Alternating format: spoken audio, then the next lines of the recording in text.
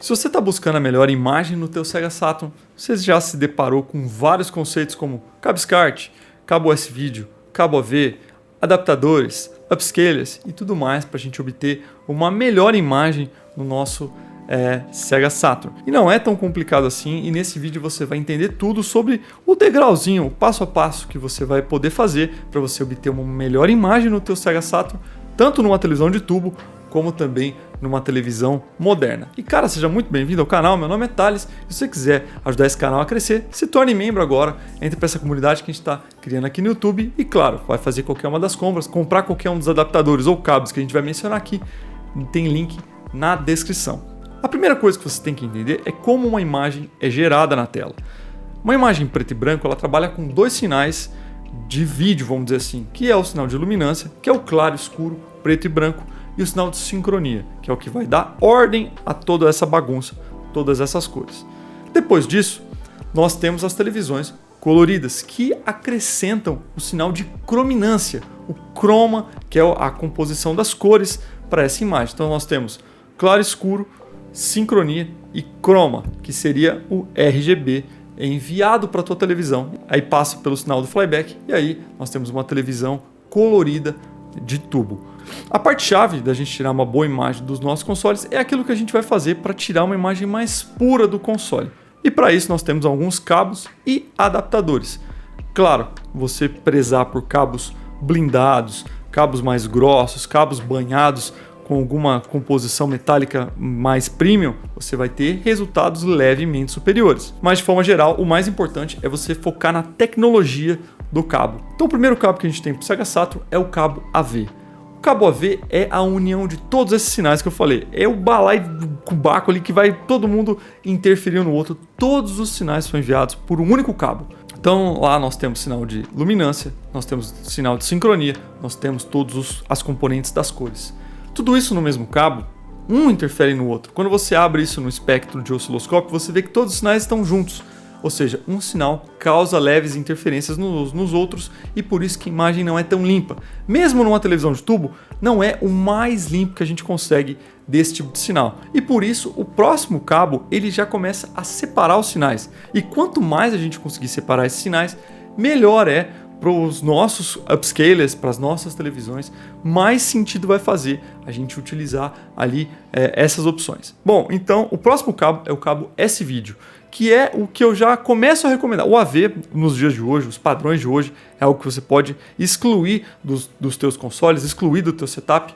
O mínimo aceitável é um S-Video. Por quê? Porque ele separa a luminância e a sincronia dos sinais de cores. E isso já traz uma fidelidade maior nas cores, um contraste mais aprimorado. Você vai conseguir ver a tua imagem sair da água para o vinho, do AV para esse vídeo, claramente na tua televisão de tubo. O mínimo que eu te indicaria numa televisão de tubo é você comprar um cabo S-Video para o teu Dreamcast. Se for blindado, melhor ainda.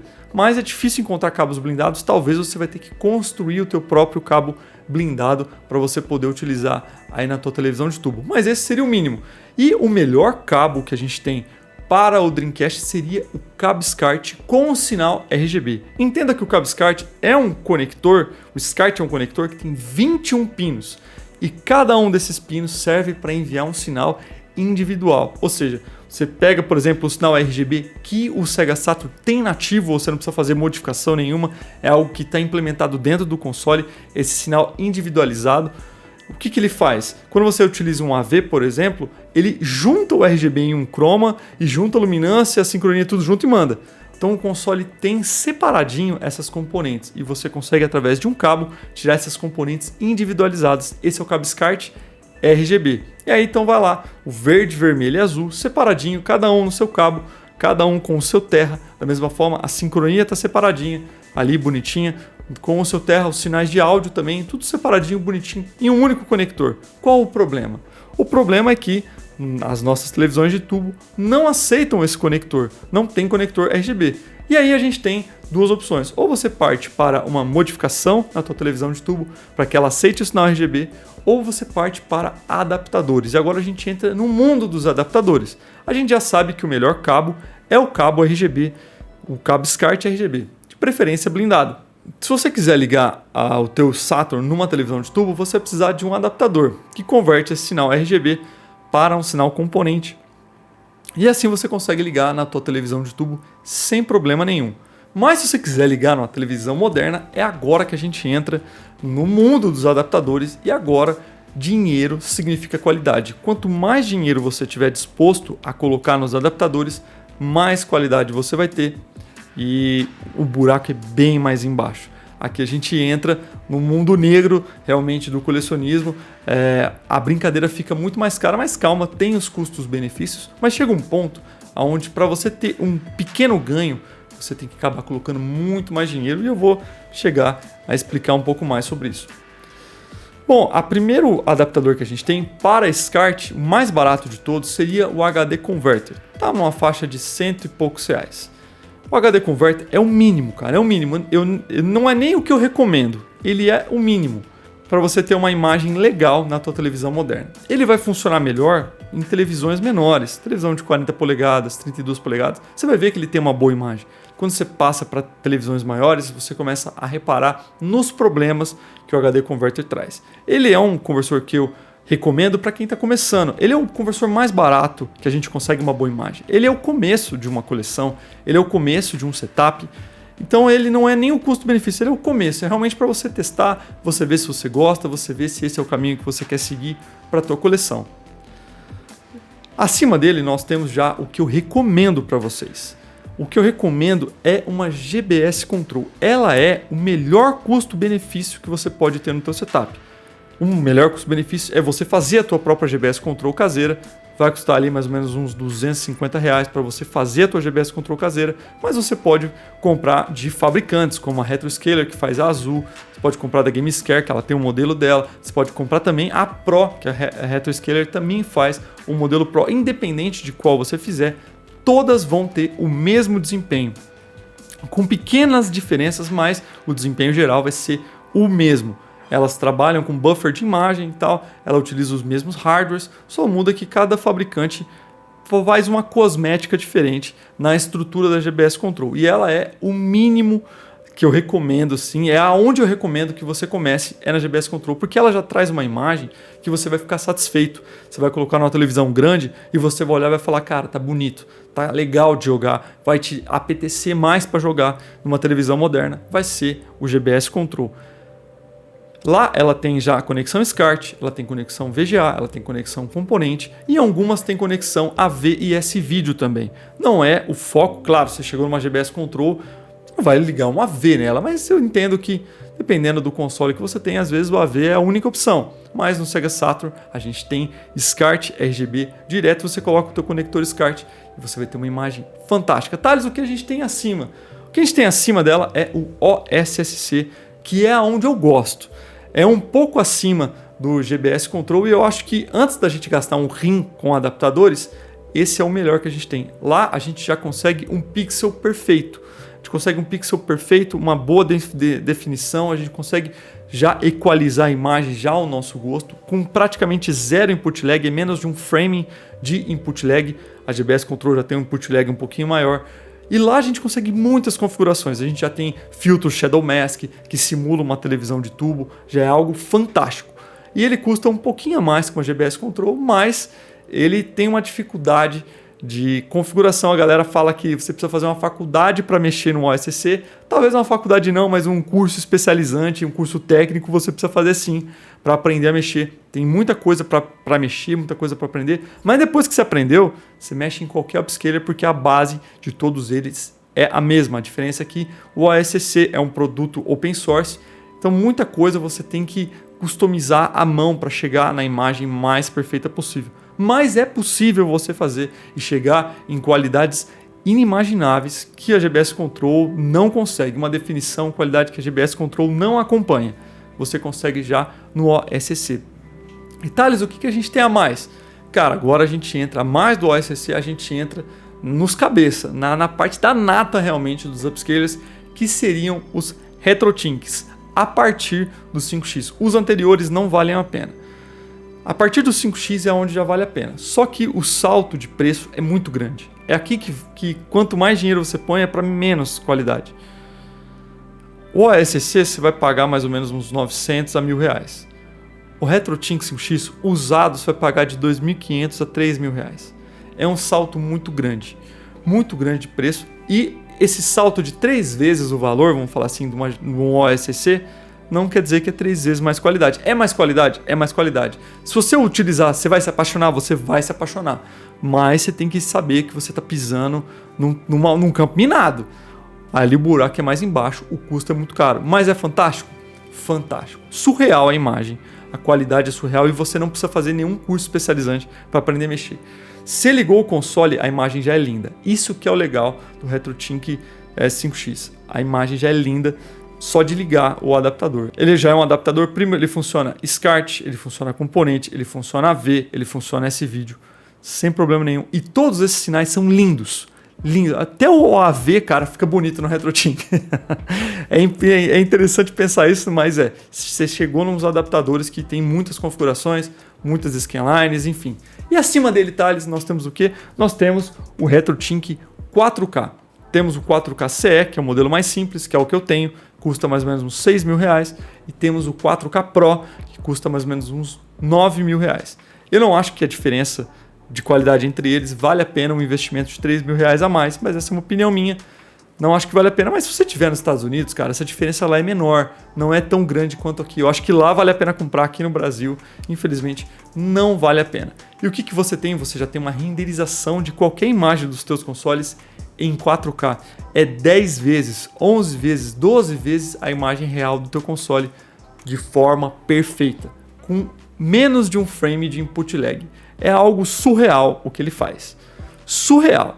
Ele é um salto significativo, sim, em relação ao 5X. Porém, você tem que colocar muita grana a mais. Você tem que colocar 2 RetroTink 5X, no mínimo, para você ter essa qualidade de imagem. Então a gente entra num espectro que é para quem quer o máximo do máximo, quem é apaixonado. Eu falo o seguinte, cara, eu comprei porque olha quantos consoles antigos eu tenho e ele melhora todos. Ele melhora até os meus PlayStation 3, o meu Xbox 360, porque ele tem entrada HDMI. Se eu tivesse um Nintendo Switch, ele melhoraria a qualidade do Switch. Ele tem esses recursos para algo a mais. Então, por exemplo, você tem um console que não tem 4K, ele entrega 4K nativo, 60 FPS. Ele é um adaptador fantástico, porém ele vai te cobrar muito por isso, mas a imagem no Sega Saturn fica algo assim espetacular. Verdade tem que ser dita. A gente paga mais, mas a gente recebe mais por isso só. A diferença é que a gente tem que colocar muito dinheiro para receber esse algo a mais. Então, nas minhas análises e nas minhas indicações, o que eu acho que é o melhor custo-benefício é o GBS Control, se quer algo a mais, o OSC. Thales, e aqueles adaptadores HDMIs? Cara, esses adaptadores HDMIs, eles vão ter desempenho inferior ao GBS Control. Ele é algo para quem tem apenas um console, para quem não quer muito de qualidade, para quem não é tão exigente assim. Você vai conseguir ligar numa televisão moderna? Você vai conseguir ligar, mas a imagem é meio aquém. É uma imagem que tem ali os seus defeitos. Eu não recomendo tanto esses adaptadores. É bom para quem tem apenas um console. Você tem apenas o Sega Saturn? Pô, legal, você vai comprar ali e vai funcionar. Mas entenda que ele não é a melhor definição, onde tem mais qualidade, tem muito mais para a gente poder adquirir. Mas eu entendo também que cada realidade é de uma forma. E fica aqui mais ou menos as minhas análises e o caminho ali, os degraus que você pode ir seguindo para você obter o melhor resultado de imagem no teu Sega Saturn. E bom, já estamos aqui com o Sega Saturn ligado, com o Sarulo, obviamente, controlinho aqui sem fio, e vamos ver. É um jogo que vai entregar uma boa imagem, estou com um aqui na cabeça. Vamos ver se a gente vai encontrar fácil aqui, que é o Cotton. É que acho que ele é Magic Dream, se eu não me engano. Ele é um jogo 2D que tem uma boa imagem assim, para a gente poder ver o que o Dreamcast consegue mostrar para a gente na tela, mas eu vou rodar também depois um jogo 3D para a gente poder ver. Eu vou rodar um pouquinho só desse jogo e só para vocês verem o gráfico 2D do Dreamcast, do Sega Saturn, porque eu acho que o Sega Saturn realmente foi a casa dos jogos 2D dessa geração. É um console que tem gráficos assim muito bonitos para sua época mesmo. Focou nessa geração mais para esse lado, né, desse tipo de gráfico, e é isso que a gente tem aqui rodando no RetroTink 4K. Como é bonito realmente o Sega Saturn. Em jogos 2D, jogos de luta principalmente também, ficam maravilhosos os gráficos dele. Dá para perceber que jogos de navinha nesse estilo não são exatamente aquilo que eu jogo da melhor forma. Me pergunto se tem alguma coisa que eu jogo bem. Porque, cara, eu tomo uma surra nesses jogos que não tá escrita.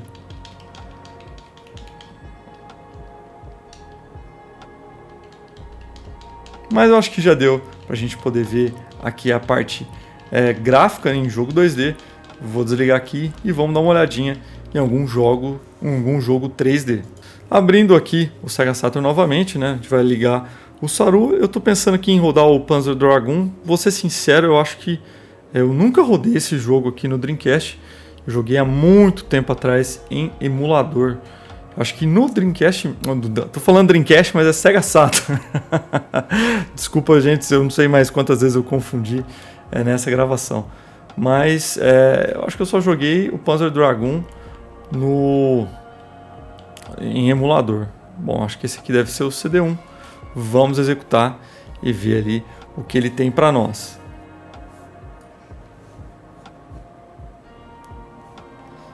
Você vê que todo console que tem uma imagem 240p não vai para uma imagem entrelaçada. Mesmo jogos 3D ficam muito bonitos em upscalers. Quando a gente vai para uma imagem entrelaçada, PlayStation 2, alguns jogos de GameCube, alguns jogos dependendo do cabo que você estiver utilizando no Xbox clássico, alguns jogos de PlayStation 1 não ficam tão legais. Mas a grande maioria que tem nessa geração, PlayStation 1 mesmo, o Sega Saturn, ficam muito bonitos em upscaler. 240p realmente fica muito bonito.